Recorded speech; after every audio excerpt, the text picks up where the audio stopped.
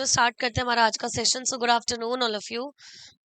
कल last class में हम लोगों ने AS3 का टॉपिक कर रहे थे और AS3 के अंदर हम लोगों ने कैश फ्लो स्टेटमेंट को डील किया था। बच्चों कैश फ्लो स्टेटमेंट जो गवर्न किया जाता है वो AS3 के द्वारा किया जाता है। एक समराइज्ड और ऑर्गेनाइज्ड क्या होती है, कैश बुक की तरह ही होता है। इसके मैंने 3 सेग्रीगेशंस आपको बताए थे। क्या क्या 3 सेग्रीगेशन थे? Financing, investing and operating. और उसके बाद हम लोगों ने पढ़ा था कि नॉन कैश ट्रांजेक्शन्स आप इंक्लूड नहीं करते हो। उसके बाद हम लोगों ने एक कंसेप्ट सीखा था। कंसेप्ट कौन सा था आपका? फिक्स्ड असेट का जो अकाउंट था वही हम लोग concept related to fixed asset account, जिसके अंदर अगर बच्चों प्रोविजन अलग से दे रखा है, मतलब प्रोविजन बैलेंस शीट में आपको दिख रहा है, तो उस केस में आपको प्रोविजन का अकाउंट अलग से बनाना होगा और फिक्स्ड असेट का अकाउंट अलग से बनाना होगा। अगर प्रोविजन आपके बैलेंस शीट में नहीं दिख रहा तो इसका मतलब आपको जो फिक्स्ड असेट दे रखी है वो कौन सी वैल्यू पे दे रखी है? आपके रिटन डाउन वैल्यू पे। तो फिर आपको उसको WDV वैल्यू पे बनाना पड़ेगा। चलिए अब हम यहाँ पे कंसेप्ट लिखो।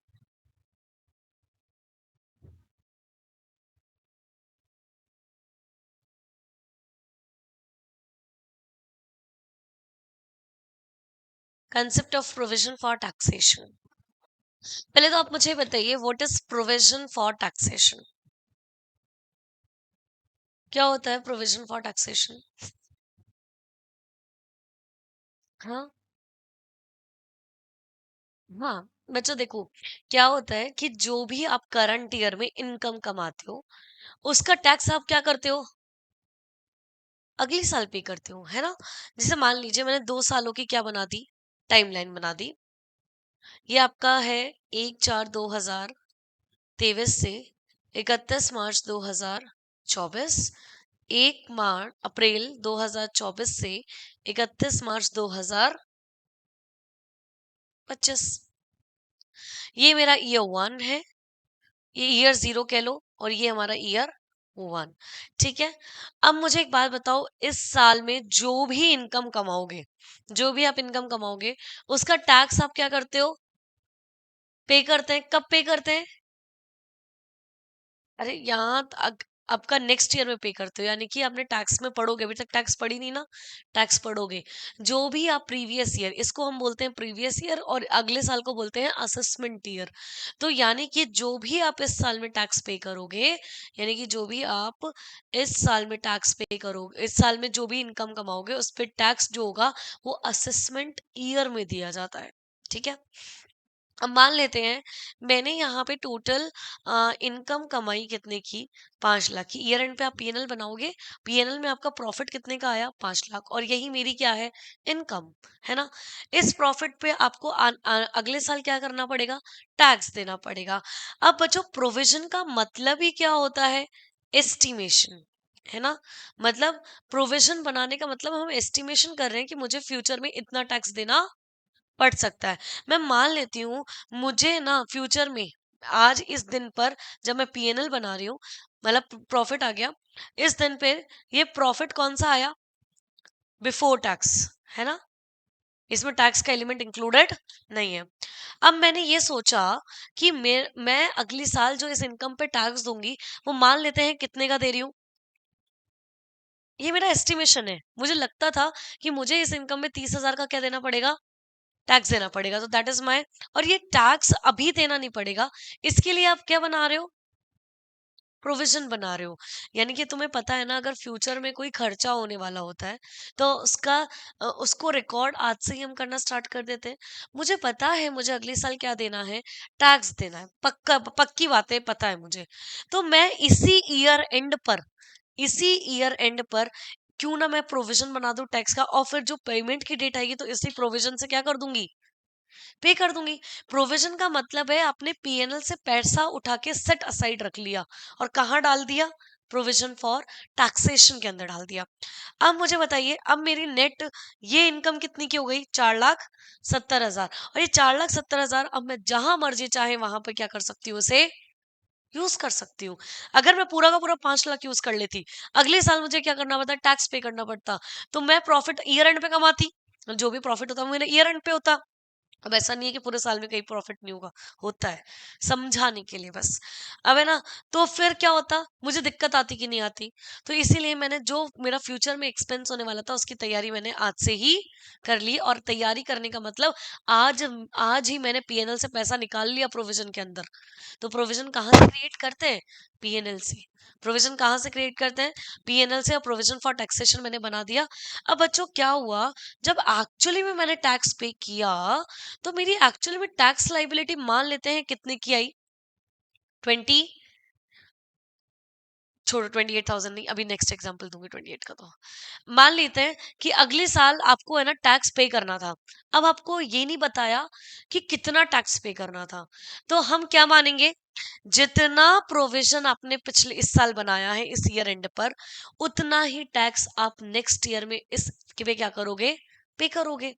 यानी कि आपको ये नहीं पता कि आपके एक्चुअल में टैक्स लाइबिलिटी कितनी है। तो हमने जितना प्रोविजन क्रिएट करा, हम यही मान लेंगे यही मेरी क्या है? एक्चुअल टैक्स लाइबिलिटी है। मान लेते हैं अगर एक्चुअल टैक्स लाइबिलिटी दे रखी है, एक्चुअली में आपकी टैक्स टैक्स लाइबिलिटी कितनी बनी? ये तो एस्टिमेशन था ना, हमें लगता था कि 30,000 रुपए मुझे पे करने पड़ सकते हैं। अब मेरा एक्चुअल में टैक्स का खर्चा आया कितना? 2,500। यानी कि इसका मतलब मेरे पास सफिशिएंट प्रोविजन है। सफिशिएंट प्रोविजन, अभी भी 2,000 का प्रोविजन मेरा क्या बच गया? एक्सेस बच रहा है ना। अब बच्चों अब क्या होगा, इस साल में फिर क्या करोगे? टैक्स पे करोगे और इस साल भी क्या कमाओगे? इनकम। और इस साल के एंड में वापस से क्या क्रिएट करोगे? फिर अगले साल इस पे से क्या करोगे? टैक्स का पेमेंट करोगे। यही प्रोसेस चलता रहता है हर साल। अब मुझे बताइए, इसमें ना मुझे लगता था कि मेरी टोटल टैक्स लाइबिलिटी इस साल में कितनी बन सकती है? 50,000। तो मुझे बताइए, 2,000 तो पिछले साल का ही पड़ा हुआ है ऑलरेडी। तो इस साल और कितना बना दूंगी? 48,000। और पीएनएल से कितना निकालूंगी? 48,000। क्योंकि पीएनएल से पहले मैंने ज्यादा निकाल लिया था, अब थोड़ा कम निकाल लेंगे। तो इस तरीके से आपका क्या चलता रहता है?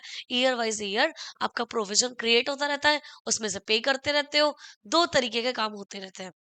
पहले साल में आप क्या करोगे? प्रोविजन बनाओगे, उस प्रोविजन से अगले साल पैसा दे दोगे टैक्स का। फिर ईयर एंड पे वापस प्रोविजन बनाओगे, फिर अगले साल उसका क्या कर दोगे? पेमेंट कर दोगे। तो समझ रहा है क्या? अब मैं तुम्हें एक क्वेश्चन कराती हूँ, आ जाओ। एग्जाम्पल लिखे हो, एग्जाम्पल नंबर 1 है इस कंसेप्ट का। अब मैंने यहाँ पे बैलेंस शीट का आपको क्या दे रखा है? एक्सट्रैक्ट दे रखा है। बैलेंस शीट का क्या दे रखा है? एक्सट्रैक्ट आपको दे रखा है, जिसके अंदर बैलेंस शीट के अंदर आपको क्या दिख रहा है? प्रोविजन। बच्चों प्रोविजन का कौन सा बैलेंस होता है? ठीक है, बैलेंस शीट के अंदर आपको प्रोविजन फॉर टैक्सेशन दे रखा है, कितने का? इसका 1,00,000 और इसका 1,20,000। और बैलेंस शीट खत्म। अब आपको करना है prepare provision for tax account. अब तुम्हें ये समझ नहीं आ रहा होगा कि हम कर क्यों रहे हैं, पढ़ क्यों रहे हैं, कहाँ जरूरत पड़ेगी इसकी। बच्चों बहुत जरूरत पड़ेगी, अभी रुक जाओ, आगे बताऊंगी। बस एक बार तुम एक कंसेप्ट सीख जाओ अकाउंट बनाना, फिर मैं आगे लेके चल रही हूँ आपको।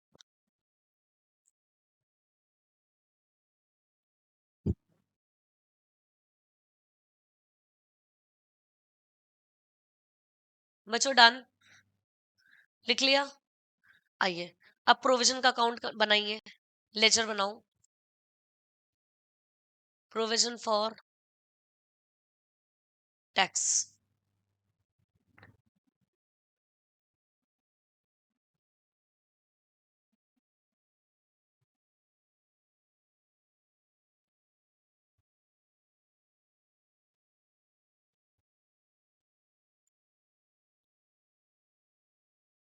थोड़ा सा फास्ट काम कर रहा है बच्चों ना। पर्टिकुलर्स अमाउंट का रुपीज, ठीक है। अब क्या करें बच्चों, इस साल का क्लोजिंग है, तो मतलब अगले साल का ओपनिंग, और इस साल का यानी कि ओपनिंग और क्लोजिंग बैलेंसेस दोनों गिवन है। प्रोविजन का ओपनिंग बैलेंस कहाँ लिखूं, डेबिट साइड या क्रेडिट साइड? Credit side. तो 1/4/2025 बाय बैलेंस ब्रॉट डाउन कितने का? 1,00,000 का।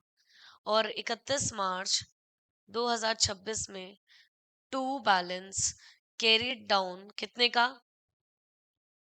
1,20,000 का। ठीक है क्या? ठीक तो है। अब ये तो कर लिया मैम, अब क्या करें आगे? 20,000 पीएनएल के नाम से। क्यों, पिछले साल जो प्रोविजन बनाया था इस साल कुछ टैक्स का पेमेंट नहीं करोगी क्या? करोगी ना? अब पहले ये बताइए, मुझे एक बात बताओ, क्या इसमें ये बता रखा है क्या एक्चुअली में आपकी टैक्स लाइबिलिटी कितनी बनी? तो मैंने अभी अभी क्या बोला था, जितना आपने प्रोविजन बनाया होगा उतनी ही आपकी इस साल की क्या बनी होगी, इस साल आपको टैक्स पे करना पड़ेगा। यानी कि आपने प्रोविजन पिछले साल कितना बनाया था? 1 लाख। तो इस साल आपको कितना टैक्स पे करना पड़ेगा? 1 लाख। तो यानी कि क्या एंट्री पास करोगे जब टैक्स पे करोगे? प्रोविजन के अंदर से पैसा क्या करोगे, पे करोगे, है ना? तो प्रोविजन अकाउंट खत्म होगा, तो provision for taxation account debit to bank account, है ना? अब प्रोविजन फॉर टैक्स अकाउंट बना रहे हैं हम लोग, तो यहाँ पे लिख दूं गेट टू बैंक। कितने का? 1 लाख, 31 मार्च 2026 पे। ठीक है, जब भी आपने पे करा तो टू बैंक अकाउंट आ गया। अब बच्चों क्या करें, अब इस अकाउंट को क्लोज करने जा रहे हैं, और आपका क्लोजिंग प्रोविजन कितना बनाना है इस बार? 1,20 का बनाना है। तो अब 1,20 कहां से बनाऊं मैं? पीएल से। दोबारा बाय प्रोविजन क्रिएट करोगे तो एंट्री क्या होगी? PNL account debit to provision for taxation. तो पीएन प्रोविजन फॉर टैक्सेशन बना रहे तो बाय पीएनएल पोस्टिंग कर दूं क्या? यानी कि जो भी प्रोविजन आपको क्रिएट करना होगा वो कहां से करना होगा? पीएनएल। और जो पेमेंट करनी होगी वो कहां से करनी होगी? प्रोविजन फॉर टैक्सेशन से। तो कितने का पीएनएल से प्रोविजन बना दे इस साल? 1,20,000। क्योंकि आपका क्लोजिंग प्रोविजन है कितने का? 1,20,000। वो जो केवल 4 चीजें ही आती है प्रोविजन के अंदर, ओपनिंग, क्लोजिंग, उसके बाद जो भी पेमेंट कर दिया टू बैंक, और जो भी आपने क्रिएट करा प्रोविजन इस साल बाय पीएनएल। खत्म। क्या तुम्हें समझ में आई कहानी? लो आओ बच्चों, एक और एग्जांपल लिखो मेरे साथ फटाफट से। एग्जांपल नंबर 2, बैलेंस शीट का आपको एक्सट्रैक्ट दे रखा है और 2 साल का आपको बैलेंसेस दे रखे हैं।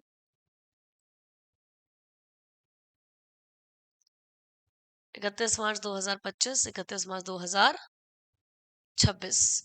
प्रोविजन फॉर टैक्सेशन, यहाँ पे 5 लाख और यहाँ पे 5,50,000। ठीक है,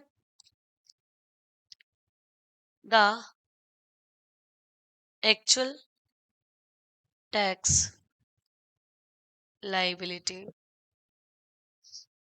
इज रुपीज 5,20,000। क्रिएट या प्रिपेयर, क्रिएट मत करो, prepare provision for tax account. अब जो नीचे एडजस्टमेंट में आपको एक्चुअल टैक्स लाइबिलिटी दे रखी है, तो बनाना देखो एक बार, बनाना किस तरीके से बनाओगे?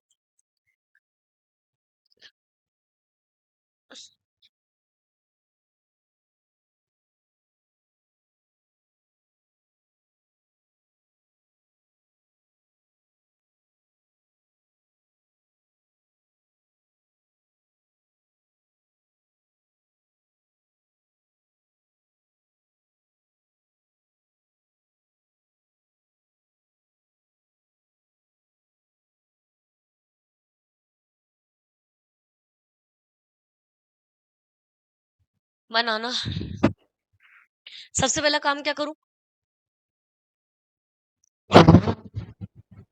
सबसे पहले हम लोग करेंगे बाय बैलेंस ब्रॉट डाउन, और क्लोजिंग बैलेंस भी आपको दे रखा है कि इतना क्लोजिंग में प्रोविजन बनना चाहिए आपका। टू बैलेंस कैरी डाउन कितने का है? 5 लाख और 5,50,000। अब बताओ क्या करूं आगे, आप ही बताओ। पेमेंट करेंगे, देखो दो काम करने हैं, पेमेंट करना है और जो इस साल इनकम कमाई उसका प्रोविजन क्रिएट करना है अगर कम पड़ता है तो। ठीक है, अब बच्चों मुझे बताइए ना, आपको कितना पेमेंट करना पड़ा? 5,20,000। आपने प्रोविजन कितना बना के रखा था? 5 लाख रुपए का ही बना के रखा था, यानी कि आपने जो प्रोविजन बना के रखा था वो कम बना के रखा था। समझ गए? तो अब अपन क्या करें? बच्चों देखो, एंट्री तो पूरी की पूरी क्या करनी है, 5,20,000 का ही टैक्स पे करना है। तो एंट्री क्या बनेगी? देखो, प्रोविजन फॉर टैक्सेशन आपका खत्म होगा, तो provision for tax account debit to, debit कितने से होगा? 5,00,000 से। बाकी का क्या करोगे? पीएल से कर दोगे ना। मतलब बाकी का जो भी आप पेमेंट करोगे, यानी कि पिछले साल आपने प्रोविजन क्या करा होगा? कम बनाया होगा। और इस साल अब प्रोविजन आपको 20,000 से क्या करना पड़ेगा? ज्यादा बनाना पड़ेगा। तो यानी कि जो 20,000 का प्रोविजन आप एक्सेस निकालोगे, वो कहाँ से पे करोगे? पीएनएल से। और टू बैंक कितने का? 5,20,000। और पीएनएल से इस बार और 20,000 रुपए निकाल लिया आपने, क्योंकि आपने 20,000 से प्रोविजन कम बनाया था। तो जो भी आपने 20,000 एक्स्ट्रा पेमेंट करी है, वो कहाँ से करी है? पीएनएल से करी है, प्रॉफिट से करी है, जो प्रॉफिट आपने कमाया होगा।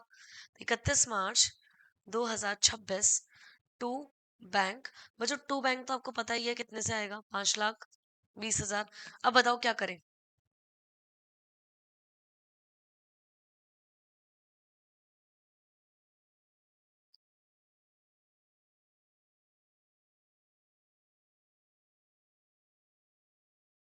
क्लोज कर दे इस अकाउंट को?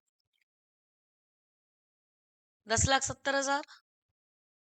तो इस साल मुझे बताइए ना भाई, पीएनएल से पैसा कितना निकालूं? 5,70 ना, क्योंकि 5,50 तो ऑलरेडी बनाना ही है, प्लस 20,000 जो पिछले साल का कम पड़ गया था इस साल, और पीएनएल से निकाल कर देंगे। तो टोटल कितना हो गया? 5,70,000। और यही मेरे लिए क्या है? Balancing figure. समझ गए क्या? बच्चों इसकी जगह 5,20,000 की जगह अगर 4,80,000 होता, तो इस साल पीएनएल से कम निकालते ना, 20,000। क्योंकि एक्सेस हमारे पास पिछले साल हमने प्रोविजन जो बना के रखा था, 20,000 से ज्यादा बना के रखा था, तो इस बार कम बना देंगे। ठीक है? तो उसका एग्जाम्पल नहीं लिखवा रही हूँ। ज्यादा था तो भी बता दिया, कम होगा तो भी बता दिया। एक लास्ट एग्जाम्पल लिखो।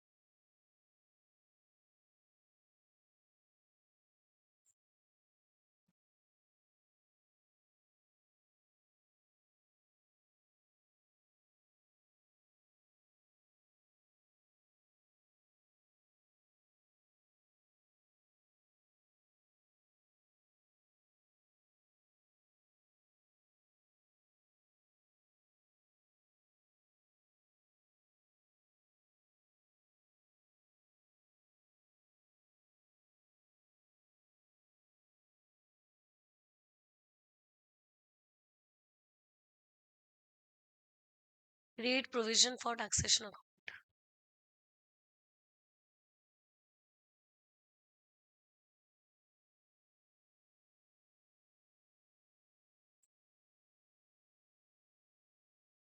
मुझे इस बार क्वेश्चन की लैंग्वेज ध्यान से पढ़ना। इस बार ये नहीं बता रहा कि एक्चुअल में टैक्स लाइबिलिटी कितनी है, लेकिन आपने ये बता दिया कि इस साल में आप जो प्रोविजन क्रिएट, मतलब पीएनएल से जो पैसा निकालोगे ना, प्रोवाइडेड फॉर टैक्स, मतलब पीएनएल से इस साल पैसा इतना निकाला है। तो मतलब तीन चीजें गिवन है या चार चीजें गिवन है या फिर दो चीजें ही गिवन है?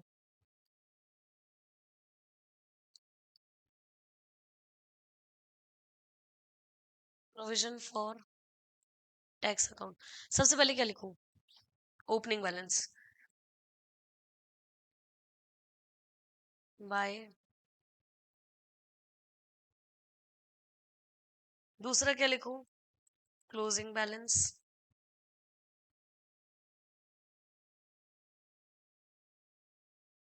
डन। नीचे क्या बोला? The company provided for tax during the current year में आपने कितना प्रोवाइड किया, यानी कि कितना पीएनएल से निकाला। इस बार बाय पीएनएल करके दे रखा है, यानी कि ईयर एंड पे बाय पीएनएल प्रोवाइड किया अपने टैक्सेशन के लिए कितने का? 3,50,000। तो बच्चों आपको नहीं लगता क्या कहीं ना कहीं जो बैलेंसिंग फिगर आएगा इस बार पीएनएल का नहीं आएगा, क्या आएगा? बैंक। यानी कि टू बैंक में एक्चुअली में आपने टैक्स का कितना पेमेंट किया, that is your balancing figure. कोई भी बच्चों तीन चीजें गिवन होगी, उसमें चौथी चीज आपको निकालनी पड़ेगी। तो मुझे बताइए टोटल कितना हो गया? 13 लाख? नहीं, 11 लाख। इसका कितना हो गया? 11 लाख। तो बच्चों इस साल मैंने टैक्स वो बैंक में कितना पे करा होगा? This is your balancing figure. समझ गए? कर दो एक बार फटाफट से।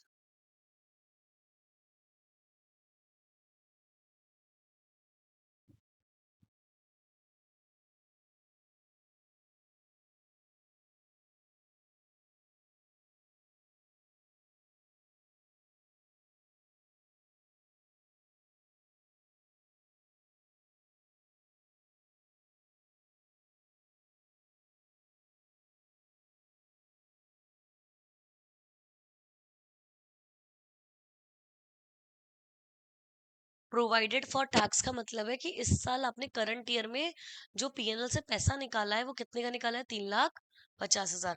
एक्चुअल टैक्स लाइबिलिटी आप इस बार आपकी क्या आएगी? Balancing figure. क्या इतनी बात समझ में आ गई?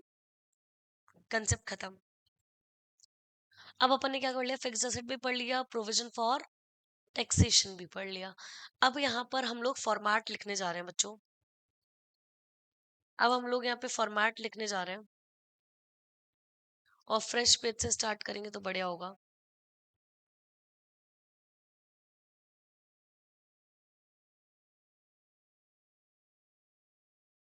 Format of cash flow statement.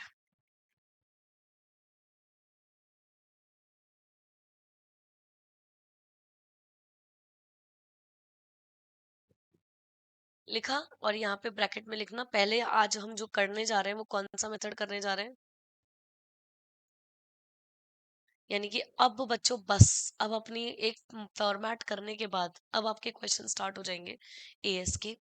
अब आप मुझे बताइए कैश फ्लो स्टेटमेंट कितने मेथड से बनाया जाता है? दो मेथड से, एक होता है डायरेक्ट और दूसरा होता है इनडायरेक्ट। तो फटाफट से इनडायरेक्ट मेथड का फॉर्मेट रेडी करते हैं। पूरा एक पेज पे आप लाइन ड्रॉ कर लीजिए।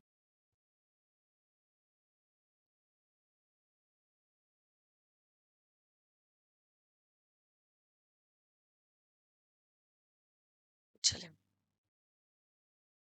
साथ ही साथ लिखना ही आना है आपको।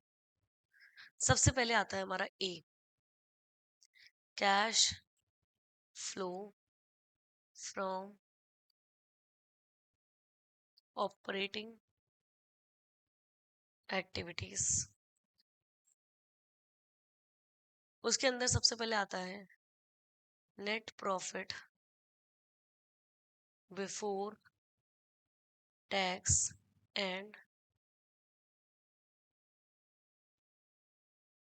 Extra ordinary items. उसमें आप ऐड करोगे नॉन कैश एक्सपेंस, ऑब्लिक करके नॉन ऑपरेटिंग एक्सपेंस। उसमें आप लेस करना non cash income, non operating income.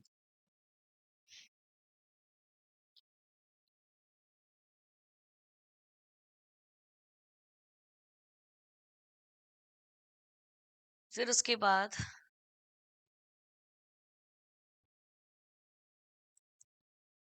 Plus करना increase in current liabilities, less करना decrease in current liabilities add करना, डिक्रीज इन करंट एसेट्स,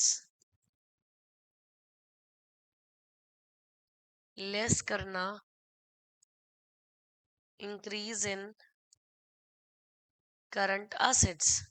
बच्चों इसको हम वर्किंग कैपिटल चेंजेस बोलते हैं।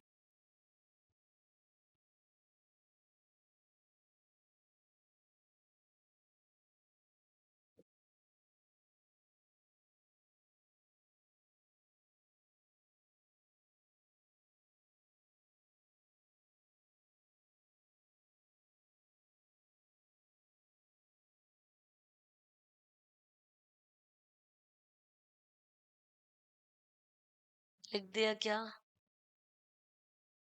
अरे लिख दिया। चलूं आगे?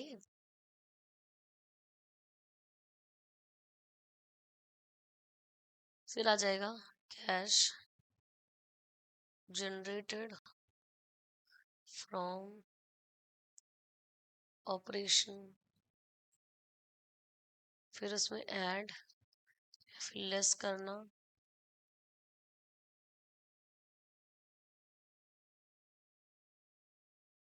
एक्स्ट्रा ऑर्डिनरी आइटम्स,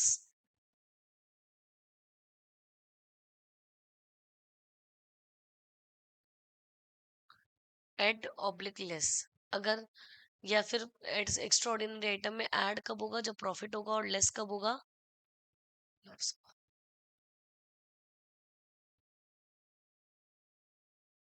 या फिर एक्स्ट्रा ऑर्डिनरी गेन या लॉस लिख लो, आइटम को छोड़ो, फिर समझ में आ जाएगा। एक्स्ट्रा ऑर्डिनरी गेन या लॉस एग्जाम्पल के तौर पे लिखो, गुड्स डिस्ट्रॉयड बाय फायर। फिर आपके पास आएगा कैश फ्लो फ्रॉम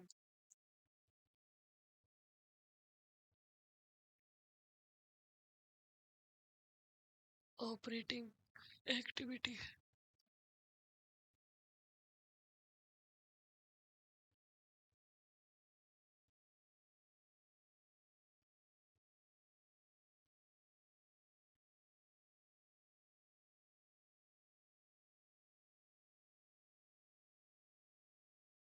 एक मिनट बच्चों, यहाँ पे इससे पहले इनकम टैक्स माइनस भी करना है। सॉरी सॉरी, एक लाइन लगा दो बस, income tax minus income tax paid, वो भी आ जाएगा। फिर जाके आपके पास निकल कर आएगा कैश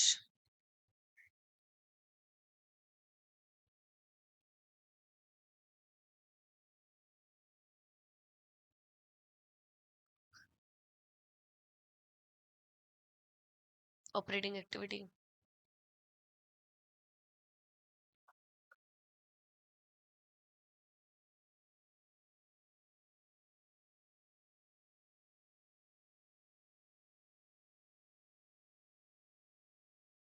डन।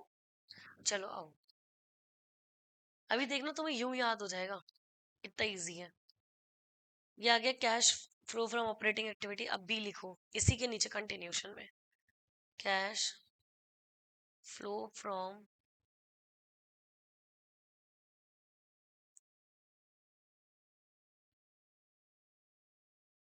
इन्वेस्टिंग एक्टिविटी,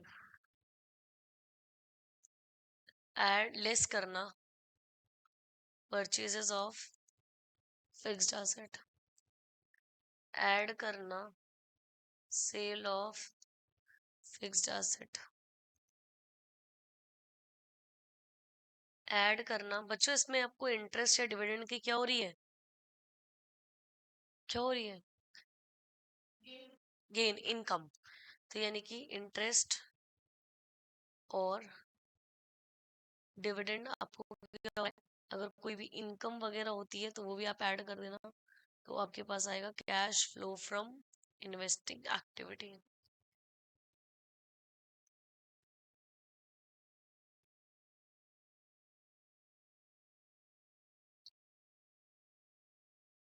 ठीक है, अब मैं आगे चल रही हूँ। सी पॉइंट पे। अब बच्चों क्या बचा मुझे बताओ ना, बस लिख दो कैश फ्लो फ्रॉम। आप ही बताओ फाइनेंसिंग एक्टिविटी में क्या क्या आएगा। ऐड कर दो इशू ऑफ शेयर्स। बच्चों शेयर्स आपकी इक्विटी हो सकते हैं, प्रेफरेंस हो सकते हैं। ऐड कर दो इशू ऑफ रिडम्पशन ऑफ, नहीं issue of debentures.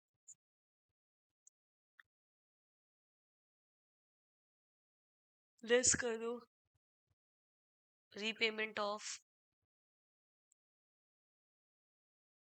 Preference share capital.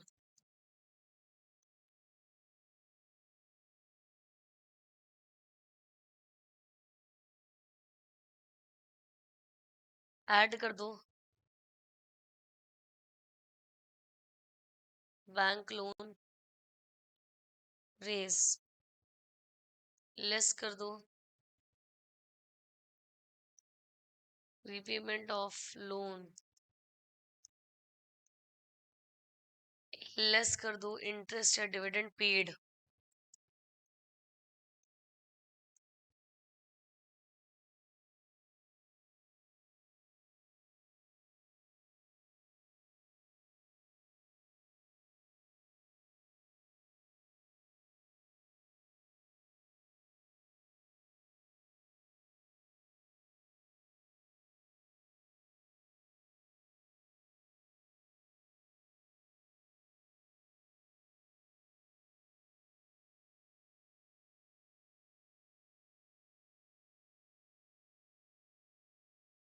Financing activity debt is C. ठीक है, उसके बाद बच्चों क्या करें, net cash flow during the year, A plus B plus C. उसमें ऐड कर दो opening cash and cash equivalent to get the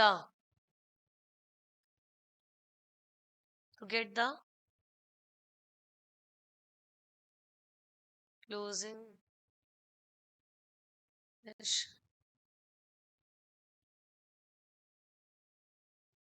equivalent.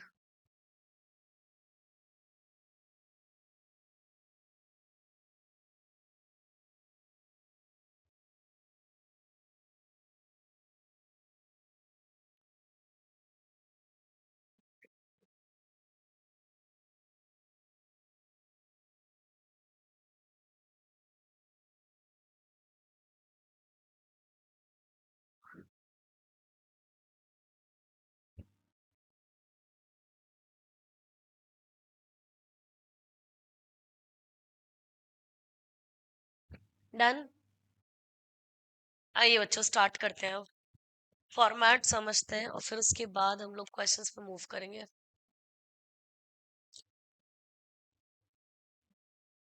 आइए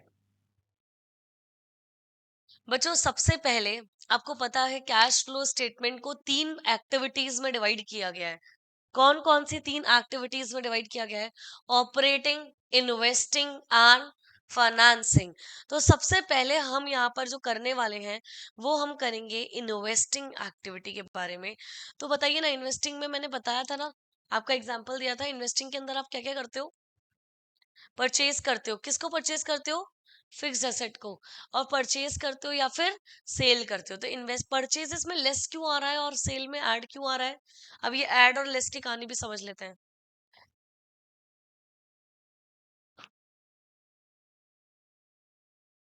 बच्चों बस एक दिमाग में एक बात सेट कर लो, पैसा आ रहा है इनफ्लो, इनफ्लो है तो ऐड। पैसा जा रहा है दैट मीन्स आउटफ्लो, आउटफ्लो है तो माइनस। अब आप परचेज करोगे तो पैसा गया, पैसा गया तो इसका मतलब आपको ऐड करना है या लेस करना है? लेस करना है, तो that is the less. Sell किया, सेल करोगे तो पैसा आया या नहीं आया? आया, तो पैसा आया that is my inflow, inflow है तो ऐड। समझ गए? वो जो इंटरेस्ट या डिविडेंड इनकम आपको क्या करनी है, ऐड करनी है, क्योंकि वो इनकम आपको इनफ्लो हो रहा है, इनफ्लो हो रहा है तो ऐड, तो इसी से आपका cash flow from investing activity आ जाएगा निकल कर। Is that okay? उसके बाद आ जाते हैं हम लोग बच्चों फाइनेंसिंग पे। फाइनेंसिंग पे क्या होता है, देखिए आप ही बताइए। फाइनेंस मतलब फाइनेंसिंग एक्टिविटी मतलब आपने कहाँ कहाँ से फाइनेंस रेस किया, तो आप ही मुझे बताइए कहाँ कहाँ से आपने फाइनेंस रेस किया। शेयर्स इशू करके, डिबेंचर इशू करके, बॉन्ड इशू करके, लोन रेस करके, इन सब से पैसा इनफ्लो हो रहा है, आ रहा है। तो इसको उन सबको क्या करेंगे, ऐड करेंगे। जब हम इनका रीपेमेंट करेंगे, लोन का हो चाहे कैपिटल का हो, प्रेफरेंस शेयर का प्रीपेमेंट कर रहे हो, तो ये इससे हमारा आउटफ्लो होगा, आउटफ्लो होगा तो माइनस। और इंटरेस्ट और डिविडेंड अगर आप इनके पे करते हो, that is your again outflow, outflow है तो माइनस। क्या आपको ये फाइनेंसिंग समझ में आ गई? तो इन्वेस्टिंग और फाइनेंसिंग अभी हमने समझ लिया, ऑपरेटिंग अभी बाकी है समझना, रुक जाओ ऑपरेटिंग कराऊंगी अभी। अब बच्चों क्या करते हैं अपन, आपने ऑपरेटिंग से निकाल लिया, फिर इन्वेस्टिंग से निकाल लिया, फिर फाइनेंसिंग से निकाल लिया, इन तीनों के कैश फ्लोज को आप क्या कर दो, ऐड कर दो, जिससे आपको पता चल जाएगा कि टोटल तीनों एक्टिविटीज का मिला के नेट कैश इनफ्लोज कितना हो रहा है। तो ए प्लस बी प्लस सी, उसमें आप ऐड कर दो क्या, ओपनिंग कैश एंड, बच्चों हमेशा आपको ओपनिंग क्लोजिंग बैलेंसेस गिवन होंगे, तो opening cash and cash equivalent अगर ऐड कर देते हो to get the closing cash and cash equivalent. बच्चों आप कैश फ्लो के क्वेश्चन को आप क्रॉस वेरीफाई कर सकते हो, क्योंकि ओपनिंग और क्लोजिंग बैलेंसेस क्या होंगे, आपको सेम गिवन होंगे, गिवन होंगे। तो आप जैसे ही ये जो नेट कैश फ्लो आएगा, अगर उसमें ओपनिंग ऐड करते हो, आपको देखना है क्या ये इनको ऐड करने के बाद आपका जो क्लोजिंग में क्वेश्चन में दे रखा है, क्या वो उसके इक्विवेलेंट है या नहीं है। अगर वो क्लोजिंग के इक्विवेलेंट है, that means that your cash flow is correct. अगर आपका क्लोजिंग मैच नहीं करा, तो इसका मतलब कहीं ना कहीं आपने कुछ ना कुछ गलती कर दी है। तो समझ रहे हो, आप इन क्वेश्चंस को क्रॉस वेरिफिकेशन कर सकते हो, वो ऑटोमेटिकली पता चल जाएगा। जो भी नेट कैश फ्लो आएगा, operating plus investing plus financing को लेके, उसमें आप ऐड करोगे क्या, opening cash and cash equivalent, तो आपके किसके बराबर आना चाहिए, closing cash and cash equivalent के बराबर आना चाहिए। अगर आ गया तो बहुत ही अच्छी बात, नहीं आया तो चेक करना पड़ेगा दोबारा। आइए बच्चों, अब चलती हूं मैं किस पे, ऑपरेटिंग पे। बच्चों ऑपरेटिंग में अब देखो, मेथड चाहे डायरेक्ट हो चाहे इनडायरेक्ट हो, इन दोनों मेथड में जो डिफरेंस है ना, डिफरेंस वो केवल और केवल किसका डिफरेंस है, ऑपरेटिंग एक्टिविटी का डिफरेंस है। यानी कि अगर आप डायरेक्ट मेथड यूज करो चाहे इनडायरेक्ट मेथड यूज करो, इन्वेस्टिंग और फाइनेंसिंग एक्टिविटी का तो जैसे अभी कर रहे हैं वैसे ही सेम डायरेक्ट मेथड के अंदर भी करेंगे। तो डिफरेंस कहाँ है, डिफरेंस हमारे ऑपरेटिंग एक्टिविटी में है। चले, अब अच्छा नाम से ही क्लियर है, इनडायरेक्ट मेथड मतलब आपको इनडायरेक्टली कैलकुलेट करना है कितना कैश आपका जनरेट हो रहा है, किससे, ऑपरेटिंग एक्टिविटी में कितना कैश आया, कितना कैश गया।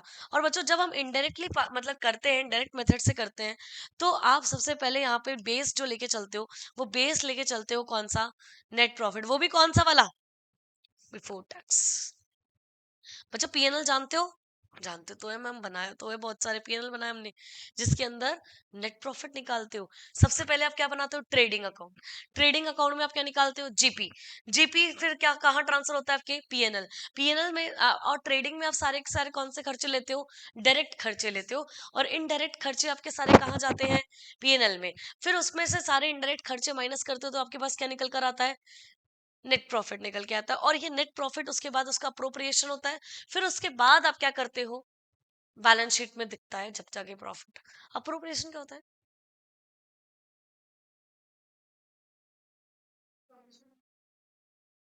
नो लाइक, नहीं, आओ मैं तुम्हें समझाती हूँ। बहुत ही इन डिटेल हम लोग पढ़ रहे हैं, तुम्हें कुछ भी चीज याद करने की जरूरत तो बिल्कुल भी नहीं है। हर चीज का लॉजिक होता है बच्चों, यहाँ पे जो हम ऐड करते हैं, लेस करते हैं, इन सभी के पीछे एक लॉजिक है। ऐसे ही वैसे ही नहीं कर, ऐसे ही नहीं बना दिया, ऐड कर दो जब मर्जी आए, ऐड कर दो जब मर्जी आए, लेस कर दो। इन सब के पीछे लॉजिक्स है, हम क्यों ऐड कर रहे हैं और क्यों लेस कर रहे हैं। अभी हमने इन्वेस्टिंग का देखा, फाइनेंसिंग का देखा, हम ऐड क्यों कर रहे थे, क्योंकि वो मेरा इनफ्लो हो रहा था। इन्वेस्टिंग का था क्योंकि हमने फिक्स एसेट को बेचना खरीदना मेरी इन्वेस्टिंग का पार्ट होता है, इसलिए हम इन्वेस्टिंग भी लेकर गए। ठीक है। फाइनेंसिंग में फाइनेंस रेस करने से रिलेटेड पैसा कहाँ कहाँ से आप रेस कर रहे हो, that is called the financing activity. अब आते हैं हम ऑपरेटिंग पे, और ऑपरेटिंग का जो बेस आपका चल रहा है वो है पीएनएल।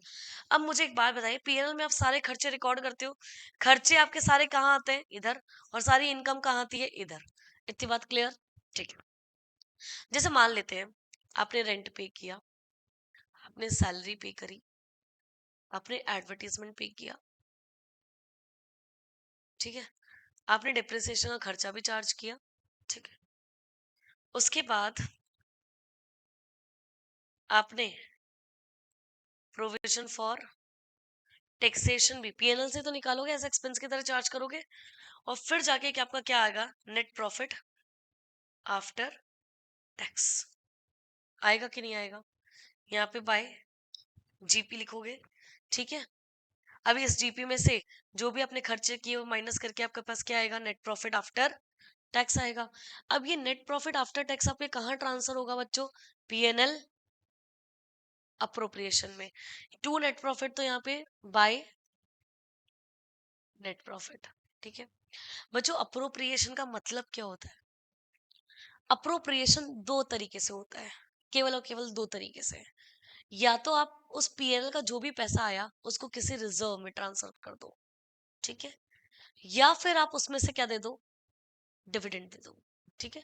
अप्रोप्रिएट करना यानी कि आप उस कमाए हुए प्रॉफिट को कहाँ यूटिलाइज कर रहे हो, that is called the appropriation. आप बेसिकली दो जगह यूटिलाइज करते हो, कहाँ कहाँ? अगर आपने किसी रिजर्व में ट्रांसफर करा है, यानी कि ट्रांसफर टू जनरल रिजर्व। मान लीजिए आपने पीएनएल से पैसा कहाँ निकाल के ट्रांसफर कर दिया, जनरल रिजर्व में। मान लेते हैं जो नेट प्रॉफिट आफ्टर टैक्स था वो कितने का आया आपका पास, 1 लाख, और ये नेट प्रॉफिट आफ्टर टैक्स हमने कहाँ ट्रांसफर कर दिया, 1 लाख, है ना। इसमें से मैंने ना 50,000 बच्चों कहाँ ट्रांसफर कर दिया, 1 लाख में से 50,000 मैंने कहाँ ट्रांसफर कर दिया, जनरल रिजर्व में, है ना। और साथ ही साथ मैंने डिविडेंड भी पे कर दिया, क्योंकि बच्चों सारे खर्चे करने के बाद, एडजस्ट करने के बाद मेरा 1 लाख रुपए बचा।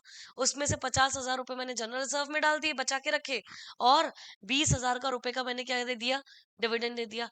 अब आप मुझे बताइए कितना प्रॉफिट आपका अल्टीमेटली बचा, 30,000। अब ये 30,000 आपका प्रॉफिट कहाँ शो होगा, कहाँ ट्रांसफर करोगे आप, पीएनएल बैलेंस शीट के अंदर। ये जो बैलेंस होगा, बैलेंस कितने का, 30,000, ये कहाँ ट्रांसफर होगा, आपके बैलेंस शीट में। और जो बैलेंस शीट आपको सामने दिख रही होगी ना, वही बैलेंस शीट में आपको ये पीएनएल 30,000 का दिखेगा। आपने बैलेंस शीट बनाई है ना, बैलेंस शीट में पीएनएल दिखता है। अरे प्रॉफिट एंड लॉस दिखाते हो, रिजर्व्स दिखाते हो ना, तो पीएनएल में कौन सा बैलेंस दिख रहा है, after considering all the appropriations plus all the expenses. समझ गए क्या? अब जैसे मुझे एक बात बताओ, तुम एक बिजनेस कर रही हो, ठीक है, तुमने प्रॉफिट कमाया 1 लाख रुपए का, इज दैट ओके? अब तुमने क्या करा, अभी 1 लाख का जो प्रॉफिट कमाया था ना, उसको है ना एक रिजर्व में डाल के रख दिया। रिजर्व का नाम क्या रखा, जनरल रिजर्व। बोला कि भाई मैं इस रिजर्व का पैसा 50,000 रुपए जनरल रिजर्व में अलग से सेट असाइड रखना चाहती हूँ।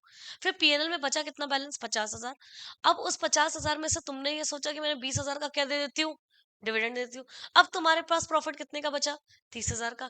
यही 30,000 का प्रॉफिट तो तुम अपनी बैलेंस शीट में दिखाओगे कि नहीं दिखाओगे, कि इतने का नेट प्रॉफिट मेरा लास्ट फाइनल इतना बचा हुआ है, after considering all the expenses and all the appropriation. मतलब किसी रिजर्व में जहां ट्रांसफर करना था वो भी कर दिया, डिविडेंड देना था वो भी दे दिया। अब जो प्रॉफिट बचा है वो सीधा आपके बैलेंस शीट में दिखेगा। सही बात है, ठीक है। अब बच्चों जनरली आपके क्वेश्चन में बैलेंस शीट गिवन होगी कैश फ्लो के लिए। जो बैलेंस शीट गिवन होगी उसमें जो बैलेंस शीट के अंदर पीएनएल दिखेगा, वो पीएनएल कौन सा वाला दिखेगा, आफ्टर कंसीडरिंग ऑल अप्रोप्रिएशन दिखेगा।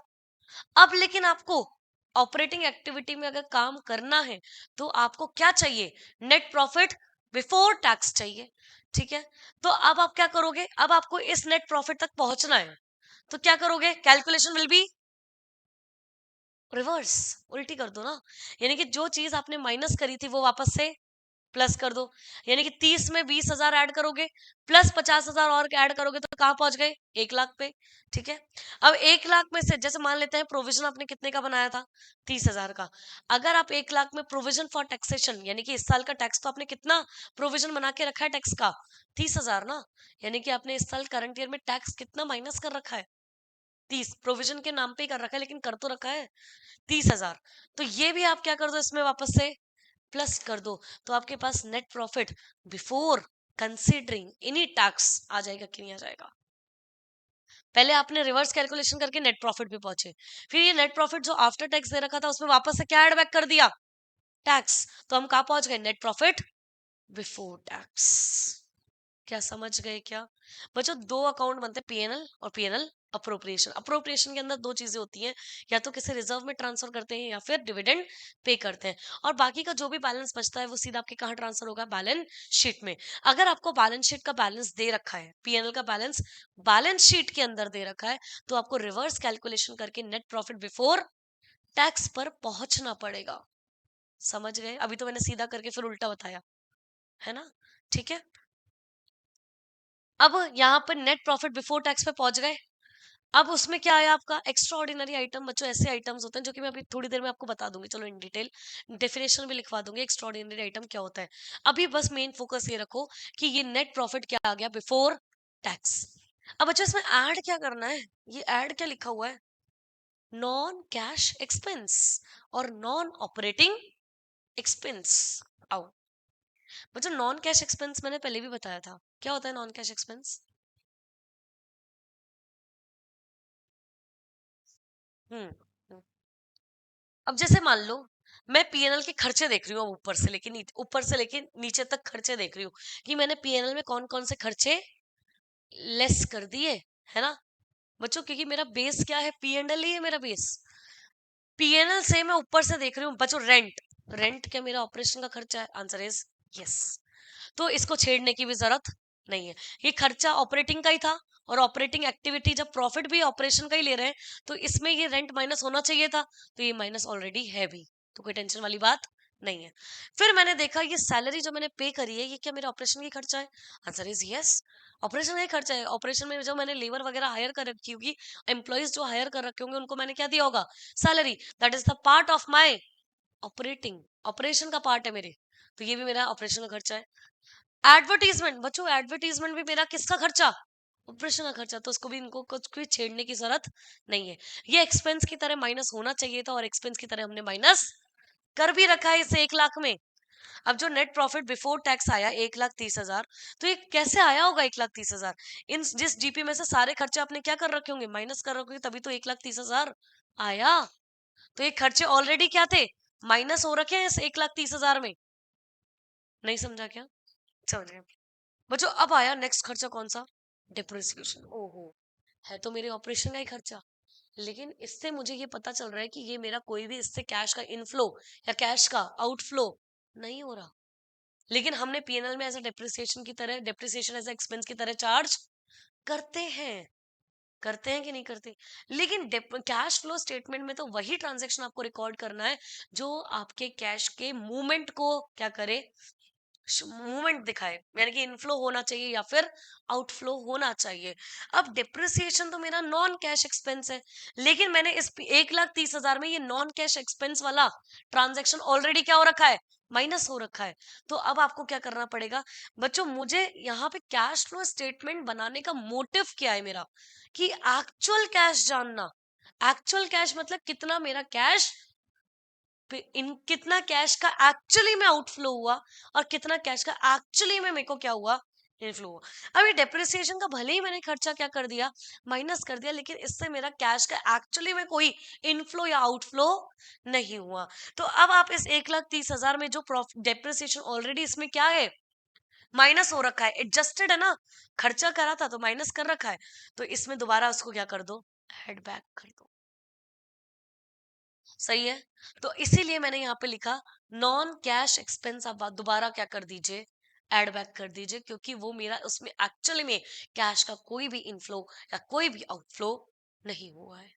क्या समझ गए मुझे, ये नॉन ऑपरेटिंग एक्सपेंस क्या है, ओहो, बताओ। नॉन ऑपरेटिंग एक्सपेंस, नाम से ही क्लियर है। सही। बच्चों जैसे मैंने मान लो एक खर्चा और लिख देती हूँ यहाँ पे, टू इंटरेस्ट ऑन डिवेंचर। ठीक है, इंटरेस्ट ऑन डिवेंचर भी लिख दिया इस खर्चे में। पीएनएल में बच्चों जो भी आप पे कर रहे हो वो आपका खर्चा होता है, और वो खर्चा आप एट द एंड कहां से चार्ज करते हो? पीएनएल से।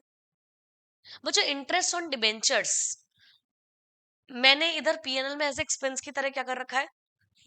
लेस कर रखा है। ठीक है, अब आप ये खुद ही बताइए, क्या ये मेरा ऑपरेशन का खर्चा है क्या? नहीं है, ये मेरे फाइनेंस से रिलेटेड खर्चा है। जब मैंने डिबेंचर फाइनेंस किए थे, रेस किया था, उससे रिलेटेड खर्चा है, ये मेरे ऑपरेटिंग का पार्ट नहीं बनना चाहिए। ऑपरेटिंग में तो जो ऑपरेशन से रिलेटेड खर्चे हैं ना वो आएंगे। फाइनेंसिंग से रिलेटेड जो भी खर्चे होंगे वो फाइनेंसिंग एक्टिविटी का पार्ट बनेगा, वो मेरे ऑपरेशन का खर्चा नहीं है। तो इस इंटरेस्ट ऑन डिबेंचर ये मेरे नॉन ऑपरेटिंग क्या है? एक्सपेंस है, ये मेरे ऑपरेशन का खर्चा नहीं है, ये फाइनेंस से रिलेटेड खर्चा है। तो ये मेरा इधर वापस आपको क्या करना पड़ेगा? ऐड करना पड़ेगा, और फाइनेंसिंग एक्टिविटी में जाके इसे माइनस करना पड़ेगा। यहाँ पे ऐड करोगे, और जिस एक्टिविटी का वो खर्चा है उस एक्टिविटी में जाके उसे क्या करोगे? लेस करेंगे। समझ गए? क्योंकि फाइनेंस मैंने बताया था ना, लिखवाया भी है अभी, इंटरेस्ट या डिविडेंड अगर आप कोई भी पे करते हो तो वो आपकी फाइनेंसिंग का पार्ट है, नॉट द ऑपरेशन का पार्ट। तो यहाँ पे हम जब ऑपरेटिंग की बात कर रहे हैं तो सारे खर्चे, हम सारी इनकम केवल और केवल किसकी लेंगे? ऑपरेटिंग की लेंगे। अगर इन्वेस्टिंग से कोई भी इनकम होती तो वो इन्वेस्टिंग के अंदर जाएगी। फाइनेंसिंग से रिलेटेड अगर जो भी खर्चे होते हैं वो आपके फाइनेंसिंग में जाएंगे, ऑपरेशन का खर्चा नहीं बनेगा। तो इसे दोबारा क्या कर दिया आपने? ऐड बैक कर दिया। Is that okay? अब बच्चों यहाँ पे नॉन क्या उसी तरीके से रिवर्स है। अगर इनका एक्सपेंस होगा तो ऐड कर देना, इनकम होगा तो लेस कर देना। इनकम होगी तो प्रॉफिट बढ़ा हुआ होगा, प्रॉफिट बढ़ा होगा तो उसे कम कर दोगे, और नॉन ऑपरेटिंग इनकम होगी तो लेस। नॉन कैश इनकम का एग्जाम्पल बताती हूँ। देखो, नॉन कैश इनकम का एग्जाम्पल है, जैसे आपने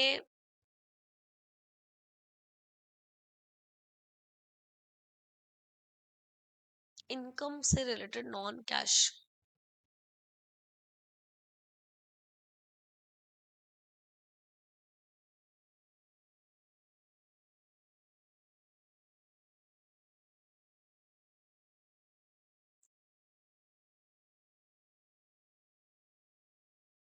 नॉन कैश इनकम का तो बच्चों सच कोई एग्जाम्पल है ही नहीं। खर्चों का एग्जाम्पल होता है non cash income. Non cash income तो एज सच तो जैसे प्रीमियम वगैरह तो आप पे करते हो तो वो तो नॉन ऑपरेटिंग हो गया, प्रीमियम वगैरह नहीं आएगा यहाँ पर। डिप्रिसिएशन भी खर्चा होता है, वो ऑपरेशन का खर्चा है। जैसे नॉन पीएनएल की इनकम का तो कोई एग्जाम्पल है सच है ही नहीं। जनरली हम लोग एक्सपेंसेस का ही एग्जाम्पल लेते हैं, और जनरली आपका डिप्रिसिएशन वगैरह ही आता है। और नॉन कैश में और क्या क्या आ सकता है आपकी इनकम साइड में? तो ये सब तो इनकम है ना।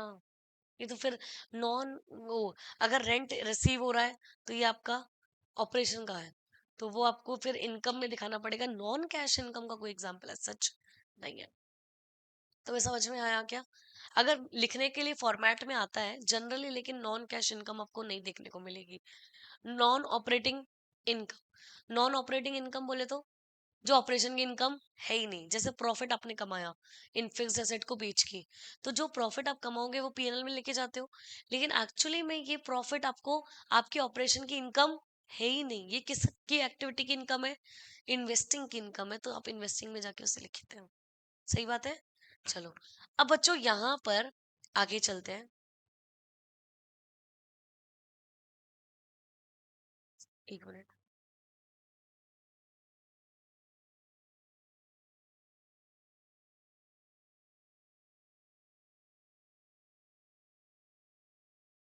आइए। बच्चों ये करंट असेट करंट लाइबिलिटी में चेंजेस क्या हैं? ये आज 2:06 हो गए हैं, टाइम का ही नहीं पता चला। इंक्रीज और डिक्रीज कैसा होता है करंट असेट में, करंट लाइबिलिटी में, ये मैं आपको बताऊंगी कल की क्लास में। फिर इससे क्या होगा, कैश जनरेटेड फ्रॉम ऑपरेशन। फिर उसमें आप करोगे एक्स्ट्रा ऑर्डिनरी गेन या एक्स्ट्रा ऑर्डिनरी लॉस, यानी कि गुड्स डिस्ट्रॉयड बाय फायर, ये मैं कल आपको बताऊंगी ढंग से। फिर उसमें ऑपरेशन में आप क्या करते हो, इनकम टैक्स जो पे करते हो माइनस करते हो। फिर उसके बाद क्या निकल कर आता है, cash flow from the operating activity. अब मुझे दो चीजें आपको बतानी है, एक तो वर्किंग कैपिटल में जो चेंजेस आएगा वो, प्लस एक्स्ट्रा ऑर्डिनरी गेन या एक्स्ट्रा ऑर्डिनरी लॉस क्या होता है ये बताना है मुझे आपको। बस इसके बाद ये फॉर्मेट खत्म हो जाएगा और कल से बच्चों हमारे क्वेश्चन स्टार्ट हो जाएंगे AS3 के। तो आज की क्लास बच्चों हम लोग यहीं वाइंड अप करते हैं।